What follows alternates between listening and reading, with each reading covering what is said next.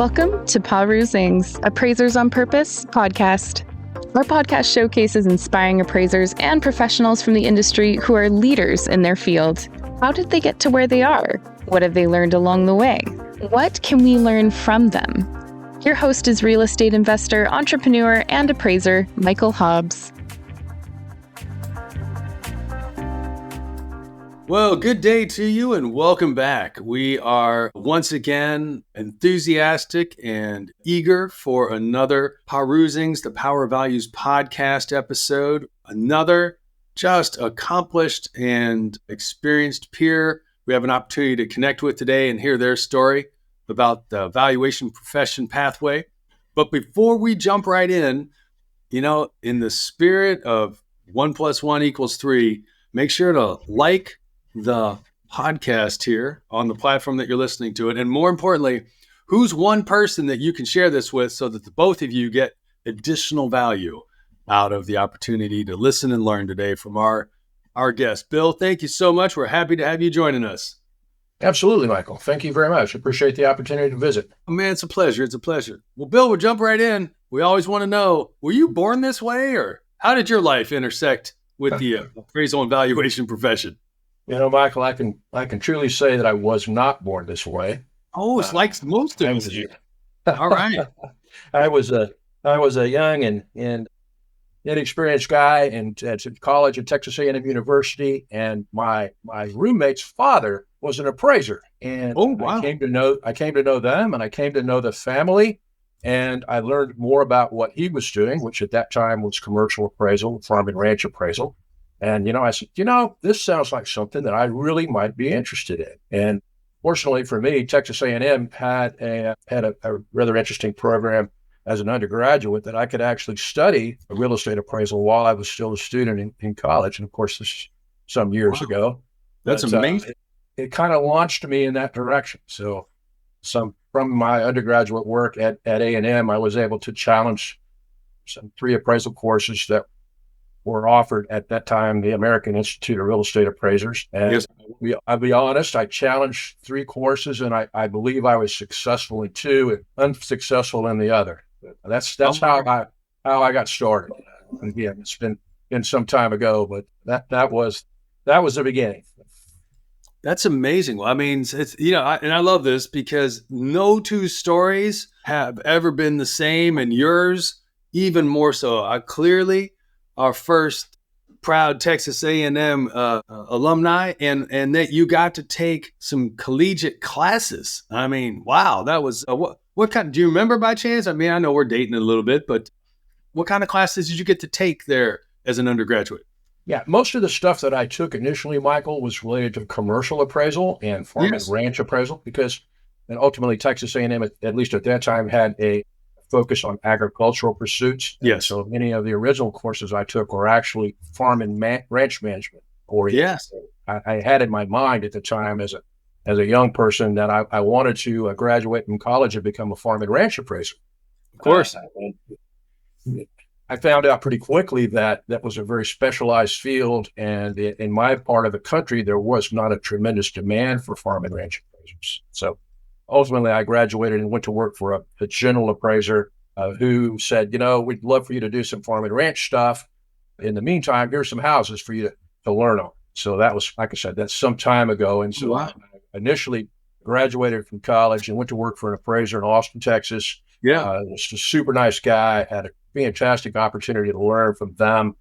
Just really talented folks who pushed me in the direction of professional designation and further education through what became the American Institute of Real Estate Appraisers and the Appraisal Institute and Society of Real Estate Appraisers. So that's kind of how I got started.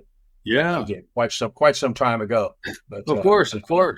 Yeah. That was quite some time ago. But you're one of the very few individuals. So go ahead and, if you want to pat yourself on the back here for that one, that actually took courses in undergrad and use the courses that you took in undergrad as part of the work you did when you graduated. I can't tell you the number of people, actually, gentlemen who will be on this season. He went to a conservatory. That's for really talented musical people, not me, of course. And I was like, how was it? He goes, it was nothing like appraisal. I was like, but here you, Bill, got to take some classes and directly applied it. And did I hear you say you graduated and then went to work for a real estate appraisal firm? Yes, that's right. Absolutely Wow, right. that is impressive. Holy cow. So what was it like going from the classroom experience? You challenged the test, you were pretty successful, then going to the practical application of it. What were some of those early memories like, Bill? I think most anybody else coming out of college, I thought I had the world by the tail, only to find out that I really didn't. I really didn't know much of anything, particularly as it relates to how the real world works in appraisal and trying to make a living and being in the business and trying to make the whole thing work in a viable way that pays the bills. So I remember very, very clearly that my first role was a researcher, and I had paid $1,000 a month. $1,000. You're making big money. And I remember the take home was $405.50 every 2 weeks. And I thought to myself, this is surely going to have to develop into something pretty quickly, because I'm not sure I can live on $405.50 every 2 weeks. That's some of my earliest memories of working as a researcher for a gentleman by the name of Ken Kaiser in Austin, Texas, back in 1983, 1984. That tells you about how far back that was. Wow, that is amazing. And what was it like for those people that don't have an opportunity to have come into the profession in that first role you had, or that maybe if they're like, hey, I'm kind of getting in the profession, or I've been in it a while, like share with the rest of us, what's it like being a researcher when you first come in? Well, that's an interesting question, Michael, because like anything else you're trying to learn, you have to learn how to ask the right questions. And so as a researcher, I can remember very clearly thinking I had exactly what, my principal, that the appraiser that I was working with needed, all the information that they might need, and only to find out, I didn't have what they wanted at all.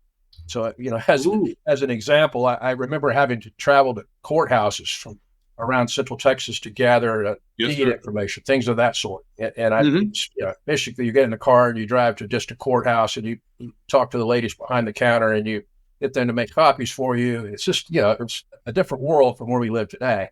But yes, sir. I can remember very clearly coming back to the office with just feeling like I'd done such a great job, only to have my appraiser look at me and says, you got the wrong thing. You're going to have to go back. No. Things of that sort. So when you ask, what's it like to learn to be a researcher? First thing you got to learn is to try to figure out exactly what it is the appraiser actually needs to complete the assignment. And that, again, as a new green appraiser, we're used to dealing with textbook examples where all the information is laid out in front of us, and you soon begin to realize that do an appraisal is kind of like putting together a puzzle. And if you have all the pieces out on the table, it's a lot easier to put it together. And it's if you leave some of them in the box. That's kind of how I look at it. That's a good analogy, Bill. I really like that. That's a really good. Feel free to share. I don't believe I made it up. It sounds all right. Yeah, no, I'm 2 thumbs up on that. Totally give you credit there. So you get this experience that probably many of us have had before, and that is, okay, I think I did what was asked of me, only to find out that, oh, no, you didn't. Yeah, exactly. Oh, no, you didn't. So here you are learning. How long at the firm that you joined were you in a role of researcher? Probably about a year. About a year. Okay. At that time, I was going out in the field with commercial appraisers and other residential trainees. We didn't call them trainees back then, but that's effectively what we were. You're just an appraiser. You're just not as far along. You're just an appraiser. And again, this predates certification, so of course there was not a specific training regimen for new people that wanted to become appraisers. It was kind of like being an indentured servant. You spent some time out in the field with an appraiser, and hopefully you were lucky like I was, and had some really good, worked with some really sharp professional people. And after a period of time, I got involved in actually writing the reports, selecting the comparable sales, things of that sort. And so again, I was lucky enough to be able to do both residential and commercial work in my early days. And so it gave me a very wide view of the appraisal industry. Anyway, it was an interesting thing because initially I started down the path of doing commercial appraisal work. Yes, sir. For some reason or other, I took a right turn and have been primarily focused on residential for many, many years now. I at one time had most of my experience credits for a general commercial certification and towards the MAI designation. But for whatever reason, I never chose to pursue that.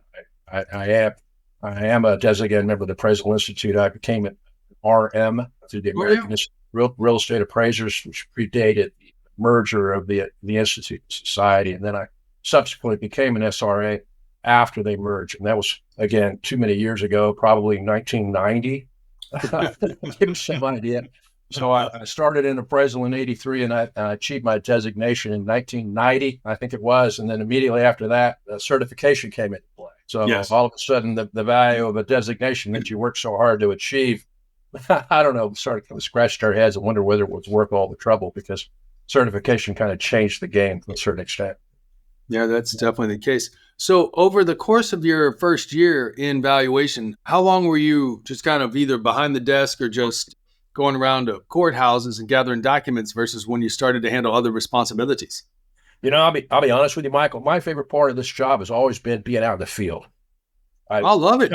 For one reason or another, I've been behind a desk for many years, but ultimately my favorite part is to be out in the field, see what's going on, look at the new construction and look at what's going on in the real estate market and talking to people, find out how the buyers and sellers are actually interacting in the market, things of that sort. There's certainly a place for time to sit behind a desk doing your analysis and your research, but my favorite part of the business has always been being out in the field. So I will say that it's a different world now, because so much of the information we need is readily available via the internet. Yes. Versus back in the early days, or at least my early days, you had to get out there and beat the bushes and shake some hands and knock on some doors to try to get some of the information that we needed to complete the appraisal assignments. Yeah, it definitely has changed a good bit, probably for the better, and some would say for the worse. I think it's some balance in the middle of the two extremes. Well, so many of the assignments I did earlier were in outlying areas, rural areas. And of course, that information I'm in Texas and it's a non-disclosure state. So if you wanted information about sales transactions in rural areas, you had to get in the car and go visit with people. You had to shake their hands, convince them that you were worth sharing that information with them. Because, frankly, there was no other way to get the information for the assignments back then. There was no database for these transactions. It's simply a matter of who you knew and whether or not you could convince them into sharing the information. So again, that was always my favorite part of the business when I was getting started. Man, that makes a ton of sense, Bill. I know some people work in states that are dissimilar to Texas. You mentioned about the non-disclosure. Share a little more about what you mean there and how much is not available, at least specifically at this point in time, which may shock a lot of people that are newer to the profession. For better or worse, all of my appraisal experience, or my actual appraisal experience, has been in Texas. So non-disclosure is pretty much all I know. Got it. Of course, I've worked with many appraisers across the country over the years, and I recognize that to a certain extent, Texas is unique. But the details of a sales transaction are non-public information in Texas. Mm-hmm. So, as an example, I had a request from a reviewer yesterday to comment on a prior sale of subject property because the information they had available to them showed that the property sold for X. Mm-hmm. In fact, I knew for a fact that it had not sold for X because I had a copy of the MLS information, one thing that we rely upon in non-disclosure states as a primary data source. Well, long story short, there are several national databases who provide what I guess I would refer to them as estimated sales prices. And a lot of times the sales prices that they report are in fact estimated, and they derive them by conveniently dividing the loan amount by, a multiplier, whatever it may be. Loan to value ratio. Anyway, long story short, the loan amounts are public record in Texas. And so that information they do have available to them. The deed, dates, things of that sort are obviously public information. The principals involved, the buyers and sellers, are all part of the deed. But beyond that, the any other characteristics of the property or sales price or anything along those lines is non-public. So as a commercial appraiser, at least in the early days, that information was fairly difficult to come by, and it has made interaction with your peers, networking with your peers, critical to your success as a commercial appraiser, because we shared data. We confirmed information and we shared that with our peers, and they in turn shared it with us. And that networking relationship became very important, at least to most commercial appraisers. And the residential is obviously quite a bit different. We rely then, as we do now, on the multiple listing service. Sure. Although we'll say that MLS today is infinitely better than what we had in the early days of, fax paper and things of that sort that used to roll out of the printer. But anyway, it's a different world working in a non-disclosure state. Yes, it is. Not one that I'm familiar with, but one I've heard an awful lot about and asked questions because I'm always enticed by the unique challenges that poses. Again, as a residential appraiser, we just rely primarily on the MLS with photos and agent descriptions and all sorts of other information. And then we piece that together with the public records that are available, physical characteristics, things of that sort. But again, as a commercial appraiser, this day and age, they have all sorts of resources that they use to obtain comparable sale information in non-disclosure states. But back in the day, it was a different world. Very much so. And would you say that in your role as a researcher, because that is a starting place for a lot of people that are newer to the profession, or maybe they're moving from residential to commercial or vice versa, would you say that was just I'm referring to the skill set of communicating with people to get information that you need? Was that something you were taught, or is that just something you just some talent you were naturally gifted with upon birth? I don't know that I was naturally gifted with anything, but I think it's important that as a person who's completing appraisal assignments or doing research work, you have to understand exactly what the key elements of the assignment are. And so, as a new researcher, that's, as I mentioned earlier, part of the difficulty in becoming a successful researcher is to understand what questions need to be answered. How do you solve the appraisal problem? And you have to be able to communicate with your appraiser, and they have to be able to understand how to communicate with you what they need in order for them to effectively solve the appraisal problem. I don't know that I was particularly gifted in communication. Okay. But I wasn't afraid to lay myself out there and expose my inexperience. Let's put it that way, because for better or worse, people took pity on me. They often were able to guide me in the right directions, particularly when they figured out that I was going the wrong way. So, Bill, I appreciate that the people took pity on you instead of looking at you pitifully. There's a bit of a difference there. I appreciate maybe I didn't recognize it. Maybe I was mistaken. 80% of all businesses fail within 5 years, according to the U.S. Census Bureau. With so many roles and responsibilities that must be managed and have nothing to do with appraisal reports, is it any surprise that it's hard to keep up, much less having a sense of peace, stability, and profitability that comes from growing your business? Given all of this, you might already be thinking about exiting your business one day. Don't miss the limited opportunity to work with Michael, a real estate expert and professional coach. He has worked with more than 300 owners and entrepreneurs to find their highest and best use by solving problems that reach their most important goals. Compress decades of learning into days by working with Michael. Michael is famous in real estate and business coaching. With his help, you can accelerate your growth, increase your quality of life, and earn more money, all while ultimately doing less. Michael helps you not just grow your business, but also find new purpose in it and in your life. If you're ready to take control instead of being controlled, contact him on LinkedIn or email him at michaelh@paru.com. Oh my goodness, that's quite an experience. So when you go ahead, Bill. No, I'm sorry. Oh no, I was just going to say, I heard you mention about a year you were in that researching role and being out with other peers and traveling properties and, as they say, kicking tires and making friends. How did your learning progression change as you took your next step at that firm as an appraisal professional? Well, I remember very clearly learning how to measure a house as an example. Oh wow! Now tell me about that. I mean, it sounds easy, but it's not so easy. It's something that I had never done, and it's like you said, it seems pretty straightforward. How hard could it be? Mm-hmm. Well, you get out there with a tape measure, which we use at that time, 100-foot fiberglass tape measure, a clipboard, and a number 2 pencil, and you start at one corner and you measure all the way around, and hopefully, if you've done a decent job, that everything meets up and matches up. Yeah, you figured it out from that point on. But unfortunately, I came to understand that there were more complex assignments than a 30 by 40 rectangle. Some of them actually had curved walls and angled walls and all those kind of things. That's multiple tough. stories where the upper floors didn't mirror the lower floors. And so, Nope. After years of measuring houses, I can say that it's a lot easier to do today than it was then.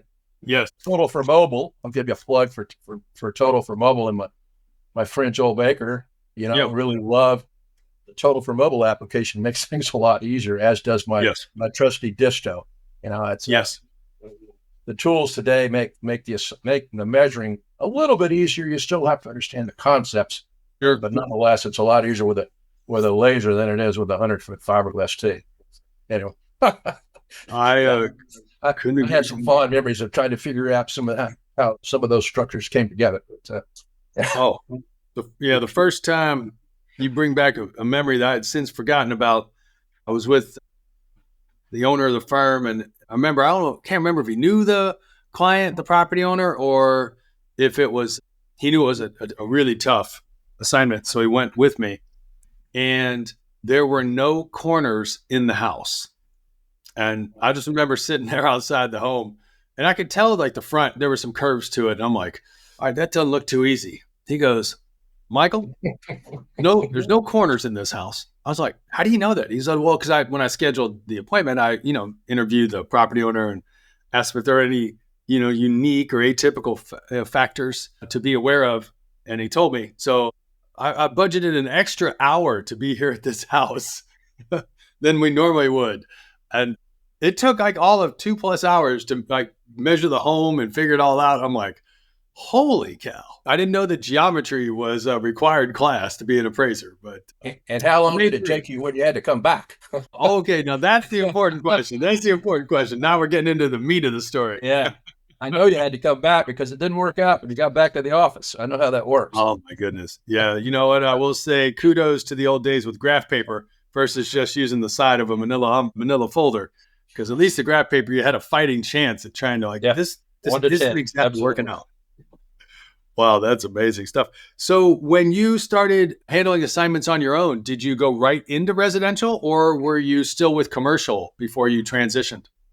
No, I basically went right into doing residential work on my own. Again, that brings another set of challenges. Like I said a minute ago, you get back to the office and you realize the things that you forgot. Nothing like having to call a borrower and say, I hate to ask you this, but can I come back? Did you an hour and a half there? Yeah. Did you really have 3.5 bathrooms? Because I only have 2.5. I mean, I looked at it twice. I mean, I remember I'm visually walking through your home like, oh yeah, there's a third one. You're like, the stairs, man, you missed it. Gracious, gotta be kidding me. So here you're off appraising commercial properties. How long were you with your firm in Austin when you first graduated? I was with that firm for 9 years. Then I went to work for another commercial appraisal firm, commercial appraisal assignments and some condemnation work and things of that sort. Oh, wow. And then I decided that I could go broke on my own and open my own residential appraisal firm. That was 1992, I think. So yeah, I had worked as a staff appraiser of sorts, doing residential and commercial work for, I guess about 9 years. And like I said, I decided that I had my designation by then, and I thought, well, I pretty well got this mastered. I think I can go out, hang up a shingle, and make a living as a residential appraiser. So I started a small residential appraisal company in Austin. I want to say it was in 1992. Sure. Did pretty well. Matter of fact, it kind of expanded that into residential brokerage. Did some work as a buyer's agent. But so that really helped me learn about the real estate market, working and as a businessman, managing my own business and working in both sides of the appraisal and brokerage business. So that kind of gave me a good foundation to go from there. Yeah, that's fantastic, Bill, that you touch on that. What were some of the surprising things that you learned when, as you said, you expanded into the brokerage business that you thought you knew, much like maybe graduating university, and then you get in there and you're like, oh no, there's still a lot to learn. What were some of those things that came to mind? That's a great question, Michael. And something that I've told other appraisers as I've worked with them over the years is in essence, as appraisers, we're mirrors of the market. We don't make the market. We attempt to mirror the activities of buyers and sellers in the marketplace. And too many appraisers, myself included in my early days, prone to fall back on rules of thumb, things of that sort. And we had come to expect to see in terms of adjustments as a perfect example. The old adjustment for a 2-car garage or an extra outlet. Yes, sir. GLA, measurement calculation for differences in gross living area, things of that sort. When you get out in the market, you really learn pretty quickly that buyers and sellers don't work the way that many appraisers have come to believe they do. I can remember very specifically an instance where I was working with a buyer and they insisted the house have a 3-car garage because they had a boat, and there was no way in the world they were going to consider a house with a 2-car garage because there was no room for them to put their boat. Wow. And I learned very quickly that in certain price ranges, certain demographics, there were people that insisted on having a 3rd garage because they had a boat, they had a jet ski, they had a 4-wheeler, something that it was common in that price range for people to have. And they insisted on having a 3rd bay. Well, that $5,000 wasn't going to cut it. And back in the day when we were using a perfunctory adjustment for a 3rd-car garage. Sure. $5,000? No, that's not even close to what people really expected to pay for a 3rd bay. Bathrooms, another example. Yeah. You're at home. We don't necessarily think about this as appraisers, but if you've got a 5-bedroom house, chances are you've got a handful of children. Just off the top of my head, that if you're interested in buying a 5-bedroom house, you probably have a bunch of people living there. 2 bathrooms is probably not going to work with 5 bedrooms. And that's another thing that you kind of learn really quickly if you're showing houses and someone says, I want a 5-bedroom house, and show them a 5-bedroom house with 2.5 baths, and this is really not going to work. I've got 3 children. No, we got to have at least 3 beds. Those are the kinds of things you learn when you work with buyers that go beyond what you might think about as an experienced appraiser that I was. That's a great experience around what data can't show you in a listing or even in photos that only come from actually being in communication with participants in the transaction. But on the other hand, I had buyers do all sorts of things that really didn't make sense at all. They would dismiss a property because they didn't like the wall color. And I tried to explain to them, for $30, I can get you a can of paint. We can fix that. They weren't interested in it. They wanted the house turnkey in. They didn't want to have to worry about painting it or replacing the carpeting or anything like that. And there are certain buyers who just basically want a turnkey house, and they're not interested in doing any of the rest of the work. So again, when you're out there working with people in the real estate market, you really learn a lot about how an appraisal might be created to best represent the actions of buyers and sellers. I think that's a good point. And it's one that I too have definitely stepped in it a number of times over the years, where it's like, well, I don't know. I don't think that I know better, but I think I know enough. And therefore I'll thankfully, at least I would state some general assessment that I had, and either a broker or a property owner would be like, do you know what you're doing? I'm like, yeah, I do. I mean, I really know what I'm doing. And matter of fact, I own a lot of buildings, and I own what you own, actually. And they're like, yeah, but you don't own it here. And I'm like, nope, I do not own here. I'm like, I own relatively close by, but I don't but you don't really realize like maybe it was, in some cases, it might be like, hey, this is like this little 3x4 small street area that's like the historic district. And I'm like, yeah, didn't know that. Like, there was nothing in the research that showed that to me. Clearly, when you're driving around, you might see like the little sign that says, hey, the historic district.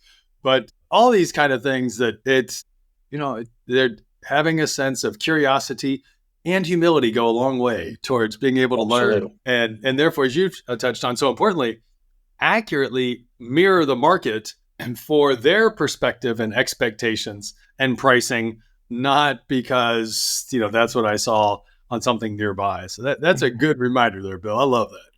Well, not only that, as you mentioned, each market is unique. Yes. And you can't assume that what works in one market is even close to working in another. You're absolutely right. Yeah, always important all the time to just be in touch, communicating and verifying. Good guidance and reminders for all of us. I love that. So you take a run at it. You leave the friendly confines of being a staff appraiser to go out and be a business owner. So you get this one sense of what it means to be involved with brokers. And then you also said you got the experience of now being an owner of a business as opposed to just being an appraiser. What were some of the things you learned along that pathway as well, Bill? Michael, that's a great question. I'll tell you that running an appraisal business and working as an appraiser are two entirely different things. No way, Bill. You must be kidding. Absolutely. No, I am shocked to hear that. Too many appraisers that I have met in my career, and I'm going to include myself in this, are not necessarily the best businessmen in the world because, frankly, we want to be appraisers. We don't necessarily want to be business owners. Yeah. And again, two entirely different skill sets that require an entirely different mentality. And so the appraisal officers that I've known over my years generally have someone at the top who is a tremendous businessman. I'm thinking of a couple of friends of mine who's very successful in the appraisal business. And not only were they talented appraisers, they were talented business owners. And that was never my strong suit. I'll readily admit that I was more of an appraiser than I was a business owner, which is ultimately why I left that field and went to work for a large national company because after about 10 years, I realized that I probably wasn't going to be as successful as I ultimately wanted to be. I think that's such an important insight, Bill, and I appreciate you sharing that and just shedding a light on it because Michael Gerber became real famous a couple decades ago when he wrote a book called The E-Myth, and it talked about this experience. And we commonly joke in our industry about doctors being like, hey, they're a great doctor, but they should really not. They should avoid investing because they're really bad investors. A lot of them are really bad investors. There are a lot of doctor clients. Some of them have gotten a lot better at least. But the point being is, people are good technically at some trade or some skill, some profession, and then expand into, well, I'm gonna own my own business. And I'm like, yeah, you probably shouldn't. I mean, you're gonna make a lot more money probably with a lot less headache, or your earnings per hour will be an awful lot less if you just stick to what you're really good at. And if you're gonna branch into something else, it definitely is worth getting education, support, guidance. Like, don't go it alone because it is a path fraught with death. Bill, I don't know if you knew this, but this just prompted me to share that. Whether you've seen Shark Tank or not, every once in a while, Mark Cuban talks about the number of businesses in the United States. It's about 30 million. And based on the U.S. Census Bureau statistics, 8 out of 10 businesses die every year on average. That means if you start a business, you're more likely to die than you are to live. And most of them are not going to make it 5 years. It's like, those are terrible statistics. And we're in the data business. We're in the data. Yeah. So you, after giving it a go for 10 years, you decide to go back to a staff role. What was that all? What was your thinking and what was that transition like for you? I was actually man at about 14 years. I'm going to give myself a little credit.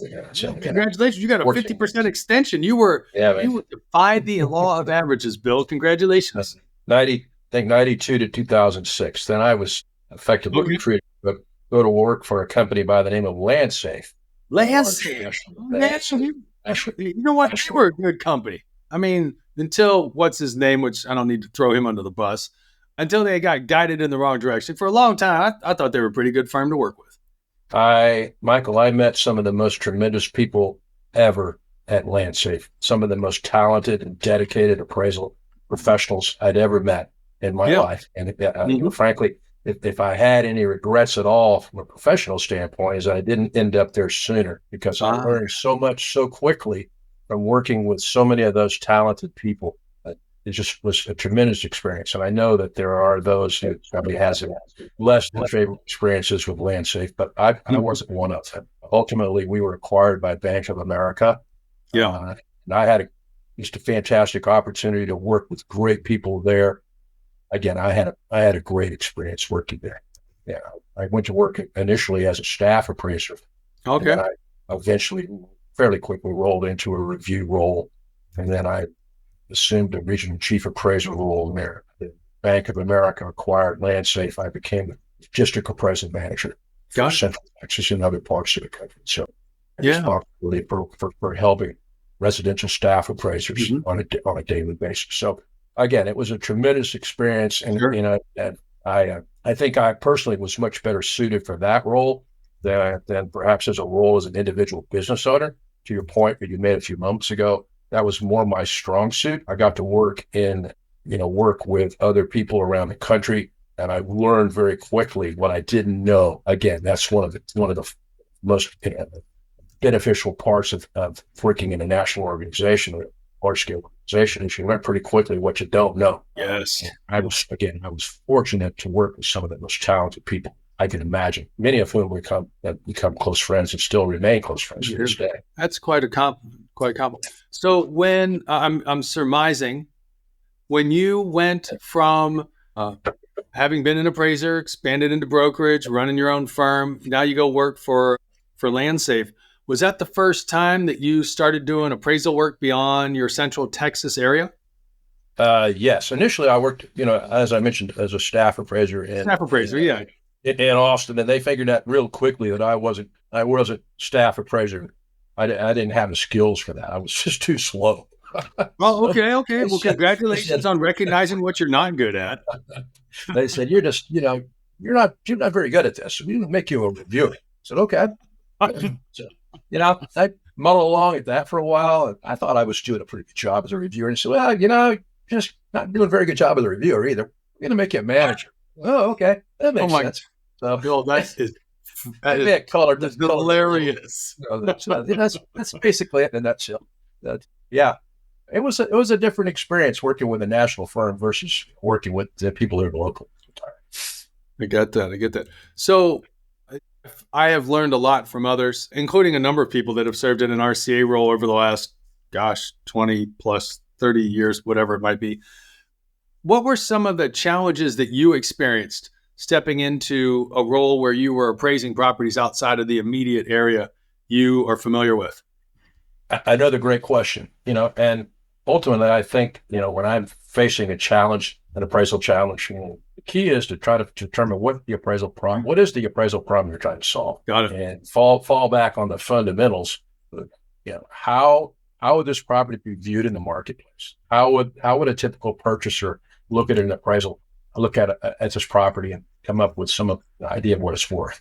And so when you deal with challenging appraisal assignments in markets that you may not be familiar with, the fundamentals are largely the same. It's the details that you mentioned in your example earlier that make a difference. So ultimately, if you're working with people in other markets, you try to remind them of the fundamentals associated with creating an opinion of value, credible opinion of value, a reasonable opinion of value. Yeah. And you allow them to work with their knowledge of the local market. So again, I was working with appraisers in other states, other markets, other regions of the country. But ultimately, the idea is to create a reasonable and credible opinion of value based on the information that's available to you. But again, defaulting to basic appraisal theory, none of that stuff changes. It's all basically the same, regardless of where you're located. Well, obviously, there are a few exceptions, but for the most part, again, we're mirrors of the market, right? We try to replicate how buyers and sellers work in the market, and each market being unique. So that was kind of the challenge associated with that, is to understand that I did not understand exactly how the market is working, but I could default to or fall back on my understanding of appraisal theory and methodology. Totally makes sense.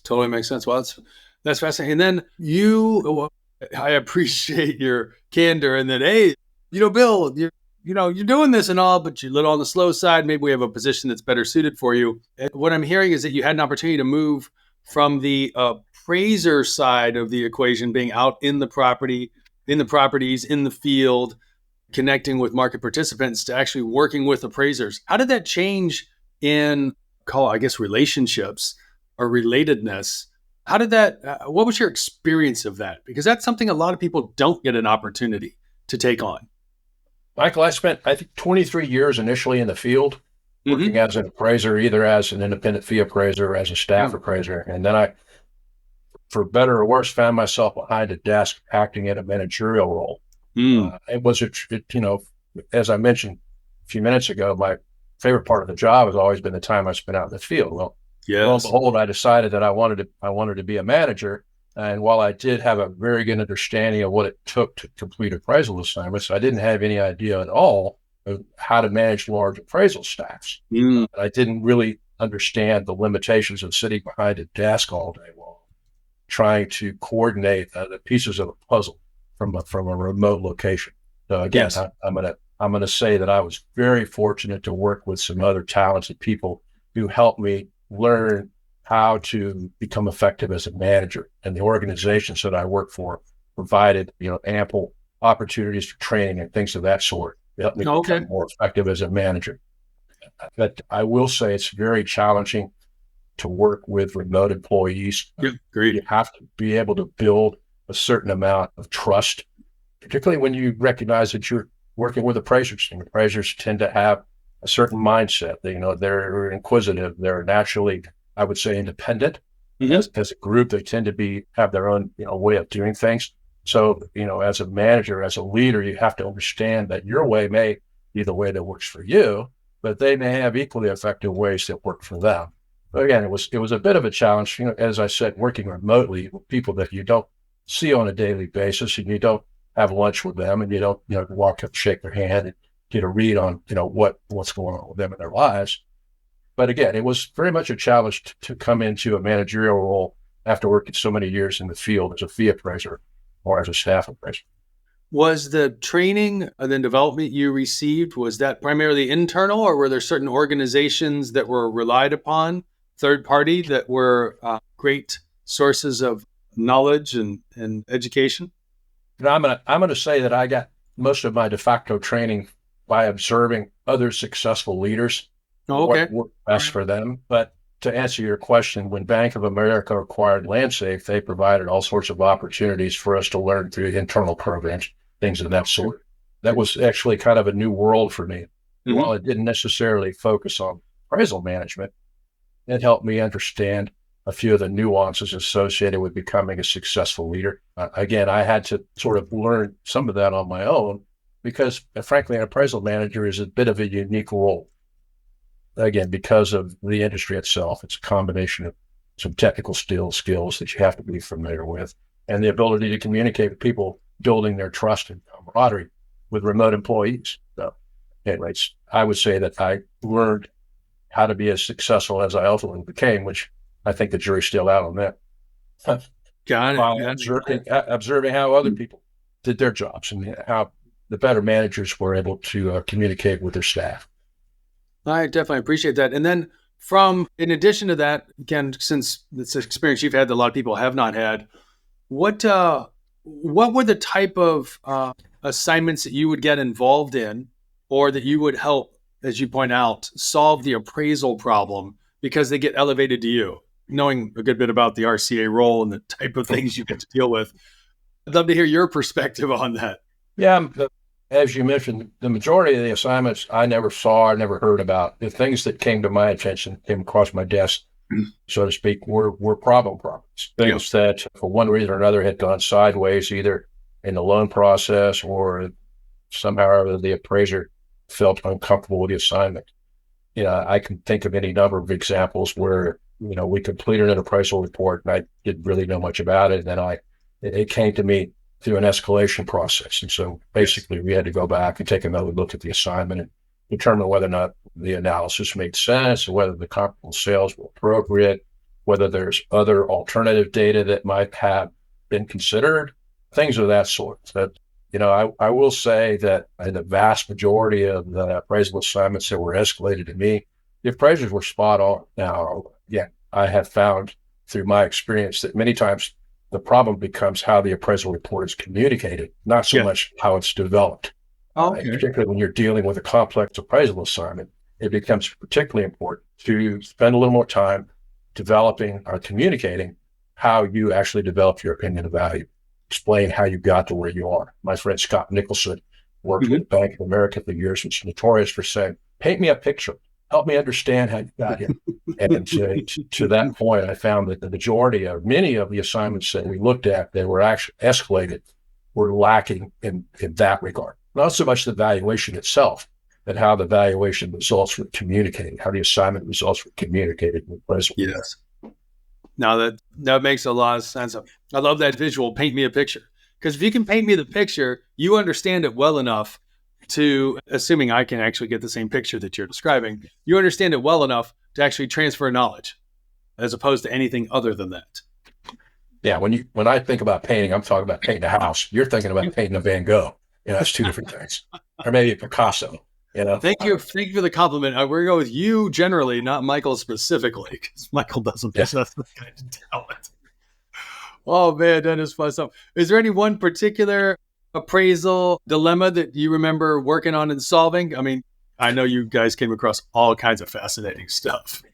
I'm in Austin, and Austin, Texas, and the majority of the problem appraisal assignments we came across were actually in the Dallas-Fort Worth area. Oh, okay. A lot of high net worth individuals with very unique personalized properties that required a lot of expertise. Yes. It was often difficult to find appraisers willing to accept some of these assignments for obvious reasons, right? And no one wants to assume an assignment that they feel uncomfortable with. Sure. Things that they perhaps may lack the competency in, because, frankly, it's a good way for things to go sideways and get yourself in trouble. But be that as it may, there are many appraisers who are experienced at dealing with complex appraisal assignments. And some of the properties in Dallas-Fort Worth area were very unique. I can think of any number of examples where properties had large land parcels, yes, thousands and thousands of square foot of living area, things of that sort. That was foreign to me in Austin, because those types of appraisals were not something I had a lot of experience with. We don't have 15,000 square foot residential properties in my part of the world, but Dallas-Fort Worth area, as an example, a metroplex. I wouldn't say they were common, but they were certainly not uncommon. Yeah, that's quite an undertaking when you get the unique properties. I appreciate even your comment earlier, being a broker, and some buyers would say, yeah, I'm ruling that house out. And you're like, look, we can go to, probably back then the local hardware store, maybe it was an Ace or something else, might have preceded Home Depot for that matter. For back then might have been 10, 20 gallons for $10 or $20 for a gallon of paint.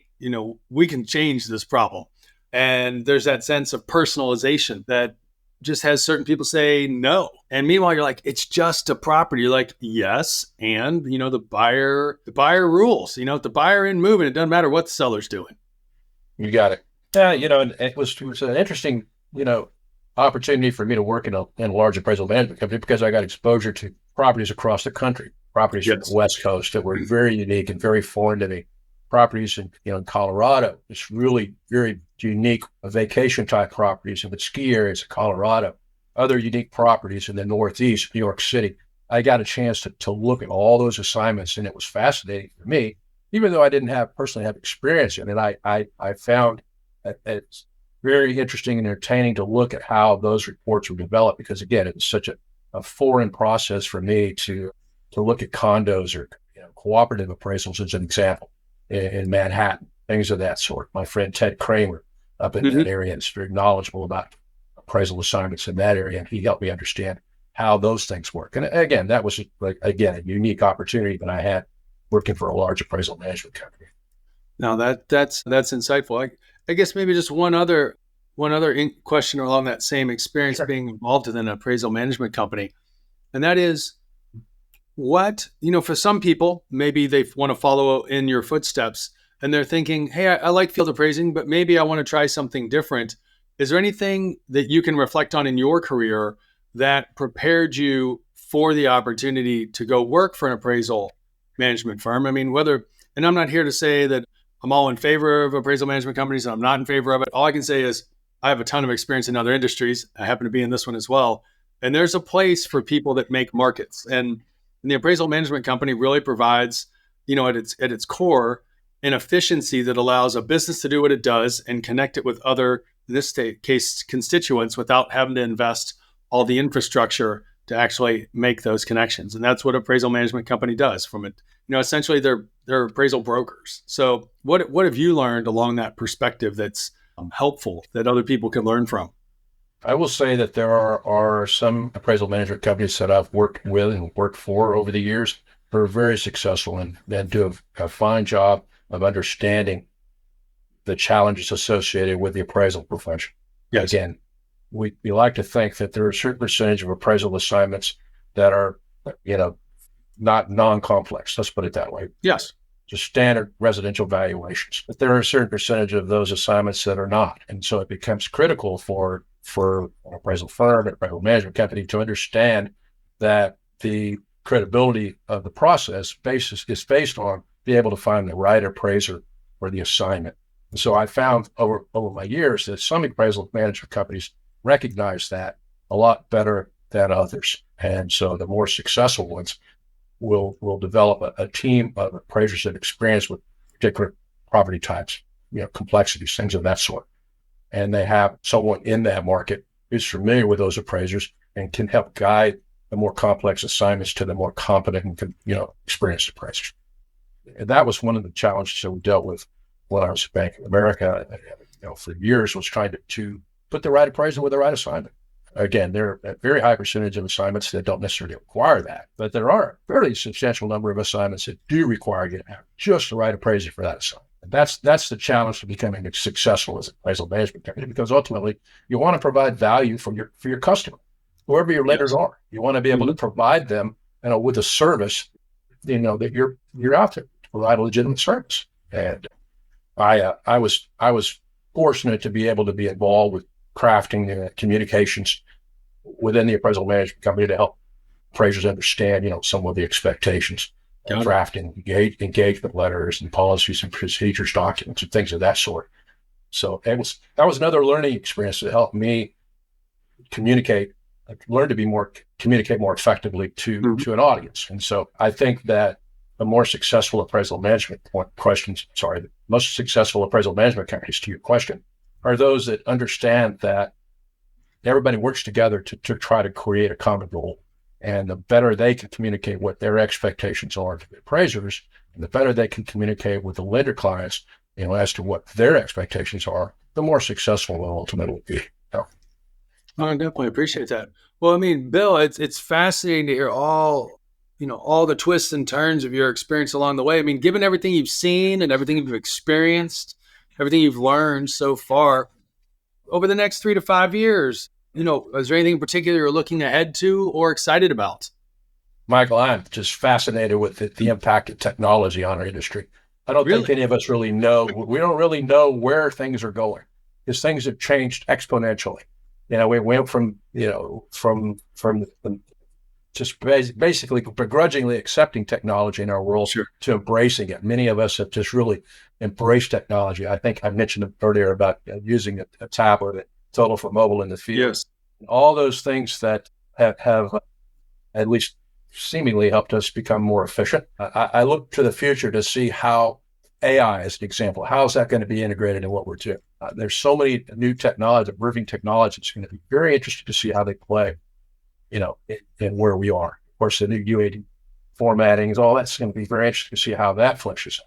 I don't know. The next 3 to 5 years will certainly be very interesting to see how the industry evolves.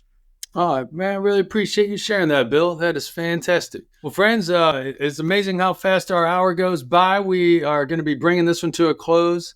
But before we do, as I mentioned to you, 1 + 1 = 3, and there's no better way to help that balance out that equation by being one of the ones that shares this with another peer who could gain some perspective, maybe a little bit of insight, maybe a little bit of encouragement from what Bill has shared with us today. Bill, thank you so much for joining us for this podcast. Absolutely. Thank you, Michael. You're very welcome. You're welcome. Until our next episode, have a fantastic day. Thanks for listening to this week's episode of Appraisers, Appraisers on Purpose. We hope you enjoyed learning from the amazing professional paths and achievements of our beloved guests. Before we go, please subscribe on your listening channel, Spotify, LinkedIn, YouTube, and other podcast channels to hear more from appraisers and valuers regarding their life and their work. After you drop a comment below, who is one friend and peer you can generously share this episode with? If you have any suggestions or questions for future episodes, we'd love to hear from you. Just send us a message on LinkedIn and we'll be sure to get back to you.